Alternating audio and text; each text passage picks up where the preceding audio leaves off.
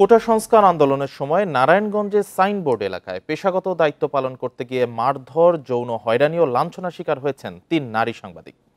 এ ঘটনায় স্থানীয় বিএনপি নেতাকর্মীরা জড়িত বলে অভিযোগ ভুক্তভোগীদের। এরই মধ্যে হামলায় জড়িত ৮ জনকে আটক করেছে পুলিশ। মামলা হলে বাকি অপরাধীদের বিরুদ্ধেও ব্যবস্থা নেওয়া হবে। প্রোটিন, আয়রন ও ফাইবার সমৃদ্ধ প্রাণ টোস্টের আবেশে সবাই কাছে আসে। এখনো শারীরিকভাবে সেরে ওঠেননি, মানসিকভাবেও অনেকটাই বিধ্বস্ত।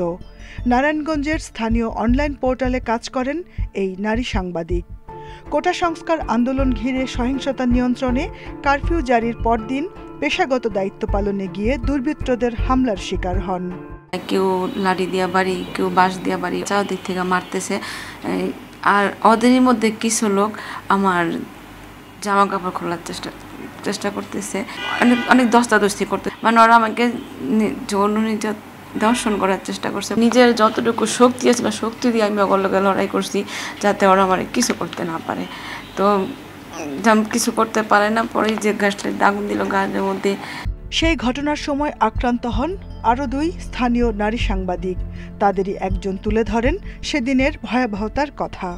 কেউ বাঁশ নিয়ে আসছে, কেউ কিল মারছে, কেউ ঘুষি দিচ্ছে, কেউ ব্যাগ পিছন থেকে টান দিচ্ছে।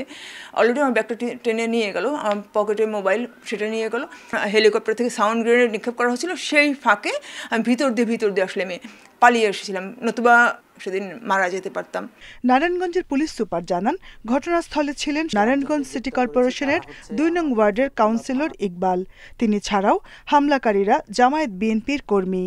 শ্লীলতাহানি এই কার্যক্রমে যে 8 জনকে গ্রেপ্তার করেছে, যাদেরকে নিয়ে আসছে যারা, তাদের মধ্যে একজন হচ্ছে আপনার মাসুদ, যে জামাত নেতা, এবং আরেকজনের নাম হচ্ছে মামুন, যে যুবদল নেতা।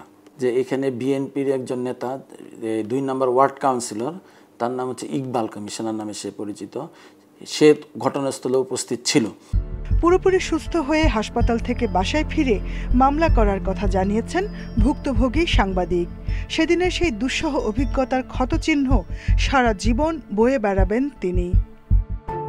Jahanara Parvin, Independent News, Dhaka.